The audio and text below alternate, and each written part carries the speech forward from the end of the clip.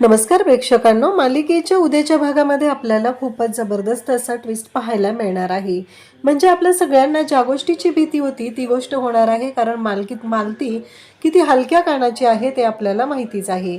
आणि मालतीने तिचं कांड आता सुरूच केलेलं आहे, कारण मालतीला जेव्हा राणीच्या बद्दल आता काही गोष्टी समजणार आहेत तेव्हा मात्र मालती ज्या पद्धतीने रिॲक्ट करणार आहे तेव्हा इकडे तिचे कान भरायला आता तनिषा आहे। पण वेळीच इंद्राने हे सगळं ऐकल्यामुळं इंद्रा मालती आणि तनिषा या दोघींची सुद्धा वाट लावणार आहे ते आपल्याला पाहायला मिळणार आहे। हे सगळं जेव्हा घडत असतं तेव्हा मात्र इकडे इंद्रा राणीची बाजू घेऊन त्या दोघींची बोलती बंद करणार आहे आणि तनिषाला सुद्धा सुनावणार आहे की कसं आहे माहिती आहे का, कंपनीच्या बाबतीत जे झालेलं आहे ते प्रोफेशनल आहे। राणीने सांगितलेलं आहे की पर्सनल रिलेशन आणि प्रोफेशनल रिलेशन हे वेगळं असतं, व्यवहार आणि नातं दोन्ही एकत्र येऊ द्यायचं नाही आहे, त्यामुळं आमच्या नात्यांच्यामध्ये बोलण्याचा अधिकार आणि हक्क तुला नाही, असं म्हणत इंद्रा इकडे तनिषाची बोलती बंद करणार आहे। आणि त्याचबरोबर मालतीला सुद्धा जाणीव करून देणार आहे की हे बघ आई, आजपर्यंत राणीने ज्या परिस्थितीतनं आपलं घर बाहेर काढलेलं आहे आणि आता वस्तीतली माणसं सुद्धा तिची माणसं आहेत, ती एक वकील आहे आणि त्या लोकांवर जर अन्याय होत असेल तर या सगळ्या गोष्टी सोडवण्याची जबाबदारी राणीची आहे आणि आम्ही सगळेजण तिच्या पाठीशी आहोत। त्यामुळे तिच्या कोणत्याही गोष्टीमध्ये अशी कुरकुर केलेली ऐकून घेतली जाणार नाही, अशा स्पष्ट शब्दात इकडे इंद्रा ठणकावून सांगणार आहे। हे सगळं कशा पद्धतीने होणार आहे ते आपण डिटेलमध्ये पाहणार आहोत। त्यासाठी हा व्हिडिओ शेवटपर्यंत पहा। त्याचबरोबर चॅनलवरती नवीन असाल तर चॅनलला नक्की सबस्क्राईब करा। इकडे आता इंद्रा त्याचबरोबर आबा अजित या सगळ्यांनी जेवण बनवलेलं असतं आणि मग तिकडे अजित त्याचबरोबर इंद्रा आबा सगळेजण म्हणत असतात की आणखी एक गोष्ट करायची आहे, ती म्हणजे एका ताटात जेवायचं आहे आणि घाससुद्धा भरवायचा आहे। तर इकडे आबा इकडे मालतीला सांगत असतात की हे बघा मालती, तुम्ही जर माझ्यासाठी उपवास केलेला आहे, तुम्ही जर माझ्यासाठी एवढं सगळं केलेलं आहे तर मी तुम्हाला घास भरवणार आहे आणि तुम्हाला ते ऐकून घ्यावंच लागणार आहे, असं आबा मालतीला इकडे ठणकावून सांगत आहेत। कारण आबांचं असं म्हणणं आहे की काहीही झालं तरीही आत्ता तुम्ही जे काही आमच्यासाठी करताय ते लाख मोलाचं आहे, ते खूप मोठं आहे, त्यामुळं मी तुम्हाला घास भरवणार आहे। जर तुम्हाला 7 जन्म मीच पती म्हणून हवा असेल तर हे माझं ऐकावं लागणार आहे, असं आबांनी आता ठणकावून सांगितलेलं आहे। आणि मग आबा मालतीला घास भरवतात। त्यानंतर आता इंद्रा राणीला घास भरवतो, राणी इंद्राला घास भरवते आणि अजित मात्र या सगळ्यांचे फोटो काढत असतो। तेव्हा इकडे या दोघांचा जो चेहरा आहे तो पाहण्यासारखा झालेला आहे, कारण या दोघांच्या बाबतीत जे घडलेलं आहे ते पाहून खरं तर राग आलेला आहे, तो म्हणजेच तनिषाला। तनिषाच्या बाबतीत एक गोष्ट महत्त्वाची आपल्याला आज क्लिअर होणार आहे, ती म्हणजे तनिषा आणि इंद्रा या दोघांचंही अफेअर होतं। तनिषा आणि इंद्रा हे दोघंही एकमेकांवरती प्रेम करत होते, या गोष्टींचा खुलासा होणार आहे। तर इकडे आता सगळ्यांचे जेवणं झालेले आहेत, रत्ना काकू राणी या सगळ्यांनी या सगळ्या गोष्टी आवरून ठेवलेल्या आहेत आणि त्यानंतर आता इंद्रा राणी सगळेजण बसलेले आहेत। आबा मात्र राणीचं कौतुक करत असतात, राणीला विचारत असतात की अगं राणी, तुझी तब्येत कशी आहे, ठीक आहे ना, म्हणजे जास्त त्या माशांचा त्रास नाही होत ना, जास्त जखमा झालेत का? तेव्हा राणी म्हणते नाही, ठीक आहे मी आता। तेव्हा लगेचच आबा म्हणतात म्हणजे काय झालं? तेव्हा मात्र इकडे सगळेजण सांगू लागतात की अचानक तिथे इंद्र आला म्हणून राणी आज सुखरूप आहे। म्हणजे खरं तर सत्यवानाचे प्राण हे सावित्रीने वाचवलेले होते, पण आज उलट घडत आहे आणि ते म्हणजे सावित्रीचे प्राण सत्यवानाने वाचवलेले आहेत। तेव्हा इंद्रा म्हणतो मी एवढं काही केलेलं नाही आहे। तेव्हा राणीसुद्धा सांगत असते की नाही नाही, खरंच म्हणजे इंद्रा सर आले आणि त्यामुळेच ह्या सगळ्या गोष्टी घडलेल्या आहेत। आता हे ऐकल्यानंतर जेव्हा सगळ्या गोष्टी बाकीच्या घडत आहेत आणि त्याच वेळेस इकडे इंद्रा आणि राणी बोलत असतात, आबा आणि इंद्रा कौतुक करत असतात। राणी मात्र म्हणत असते की आणखी काही गोष्टी सांगायच्या आहेत, त्या म्हणजेच की ज्या पद्धतीने हे सगळं घडत होतं तेव्हा इंद्रा सर आले आणि म्हणूनच मी या सगळ्यामध्ये या पद्धतीने म्हणजे तेव्हा सगळेजण बोलत आहेत। आणि मग ह्या सगळ्या गोष्टी जेव्हा चालू झालेल्या असतात त्याच वेळी आता मध्ये तनिषा बोलते. तनिषा म्हणते की मला ना महत्त्वाची अनाउन्समेंट करायचे. म्हणजे सगळेजण राणीचं कौतुक करत आहेत. राणी अजिबात हट्ट सोडला नाहीये की तिला 7 फेरे पूर्णच करायचे होते वडाभोवतीचे असं सांगत असतात. तेव्हा ती म्हणते मला एक अनाउन्समेंट करायची. ती म्हणजे जी फॅक्टरी आहे ती इंद्रा तुझ्या नावावर करायची. इंद्रा म्हणतो काय? तेव्हा ती सांगते की हो, 15 कोटी ही अमाऊंट काही जास्त नाही आहे. ठीक आहे ना, तेवढं मी हे करू शकते. तेव्हा मात्र सगळेजण तिला म्हणतात काय?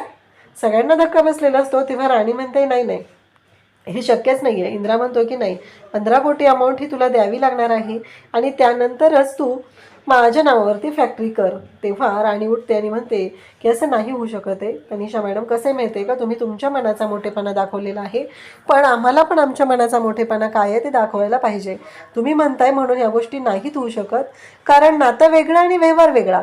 त्यामुळं तुमचे पैसे जेव्हा फिटले जातील तेव्हा ती फॅक्टरी इंद्रा सरांच्या नावावरती करा असं राणीने सांगितल्यानंतर सगळ्यांनाच राणीच्या गोष्टी पटतात. आता मात्र तनिषाची पुन्हा वाट लागते.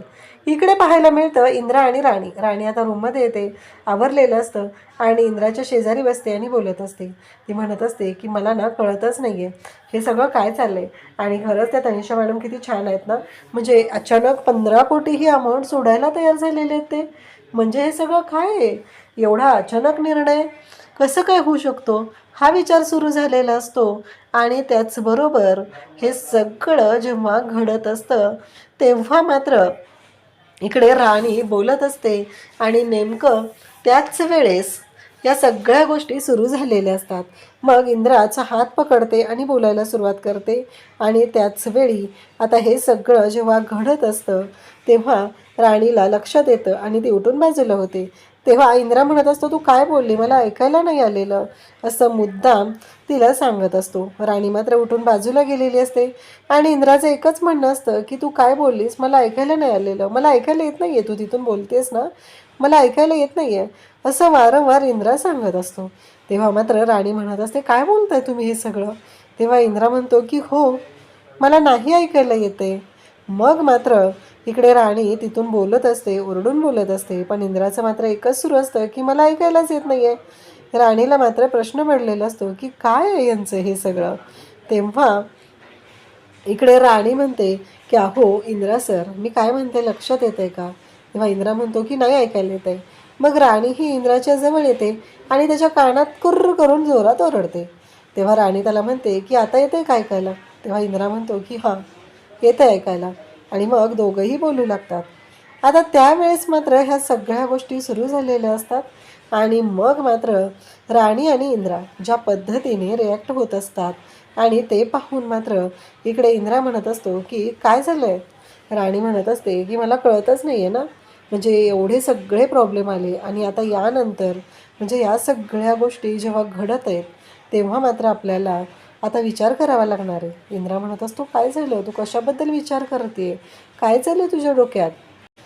आता आपलं काम सुरू होणार आहे ना, मग आपल्याला त्या कामाच्या बाबतीत विचार करावा लागणार आहे असं दोघंही बोलत असतात. तेव्हा इंद्रा म्हणत असतो म्हणजे तुझ्या डोक्यात काय सुरू आहे ते सांग मला. मग मात्र राणी सांगायला सुरुवात करते अहो इंद्रा सर, तुमच्या लक्षात येतं आहे का, म्हणजे बघा ना, आपण कितीही म्हणलं तरीही आता मला प्रॅक्टिस सुरू करायला लागणार आहे, तुमचं ऑफिस असणार आहे, आपण एकमेकांना वेळ कसा देणार आहे. इंद्रासुद्धा राणीला सांगत असतो की काळजी करू नको, आपण एकमेकांना वेळ देणार आहोत, कारण संध्याकाळी आल्यानंतरचा सकाळी जॉगिंगचा हा वेळ आपण एकत्र स्पेंड करायचा आहे असं आवर्जून इकडे इंद्रा तिला सांगत असतो. म्हणजे खऱ्या अर्थाने त्या दोघांच्या आयुष्याची सुरुवात होणार असते आणि ते दोघंही एकमेकांसाठी बनलेले आहेत हे तर आपल्याला माहितीच आहे. त्यानंतर इकडे आपल्याला पाहायला मिळतं ते म्हणजे आता दुसऱ्या दिवशी घरी आता वस्तीतली लोकं आलेली असतात, कारण राणीने ठरवलेलं आहे वस्तीतल्या लोकांचे जे प्रॉब्लेम आहेत ते सोडवायचे, त्यांना न्याय मिळवून द्यायचा आहे. मग ती लोकं तिच्याकडे आलेली असतात आणि बाहेरच गोंधळ सुरू झालेला असतो. राणी मात्र आत असते आणि मग बाहेर हा गोंधळ जो सुरू झालेला आहे ते पाहून तिथे मालती येते आणि त्या सगळ्यांवर ओरडायला सुरुवात करते. काय चाललं तुमचं हे सगळं, बंद करा तुमची ही नाटकं असं म्हणत मालती त्या लोकांवरती ओरडत असते. तेवढ्यात राणी तिथे येते आणि राणी म्हणते की काय झालं. मग सगळेजण सांगू लागतात की त्यांचा प्रॉब्लेम काय झाला आहे. मग राणीला मालती डायरेक्ट म्हणते की राणी, हे सकाळ सकाळ दारात असला गोंधळ चाललेला मी खपवून घेणार नाही, एवढं लक्षात ठेव, कारण हे जरा अति होतंय. तेव्हा मात्र मालतीची चिडचिड सुरू झालेली असते. मालतीला ह्या गोष्टी अजिबात आवडलेल्या नसतात. वस्तीतली लोक उठून इथे येतात दारात आणि गोंधळ घालतात. यामुळं मालतीला राग आलेला असतो. आणि मग तिथेच तनिषा असते. तनिषा म्हणते, मग तुम्ही तसं सांगत का नाही आहे तिला? आणि नेमकं जिना उतरात इंद्रा येत असतो आणि तनिषा म्हणत असते, तुम्ही सांगा तिला, ती लोक घरी आलेली चालणार नाहीये, तुमचा तो हक्क आहे. तेव्हा मात्र इंद्राला खूप राग येतो. इंद्राच्या लक्षात येतं हे सगळं काय चाललंय. तेव्हा मालती म्हणते, हो मी तिच्याशी बोलणारच आहे. मग मात्र इंद्रा तिथे येतो आणि म्हणतो, आई बाद झालं. आणि तनिषा, एक गोष्ट लक्षात ठेव, कसं आहे माहिती आहे का, मान्य आहे मला, आत्ता तू माझ्या फॅमिलीशी रिलेटेड माझी फ्रेंड आहे, हे सगळं मला मान्य आहे. पण आमच्या फॅमिलीमध्ये इंटरफेअर करायचं नाही.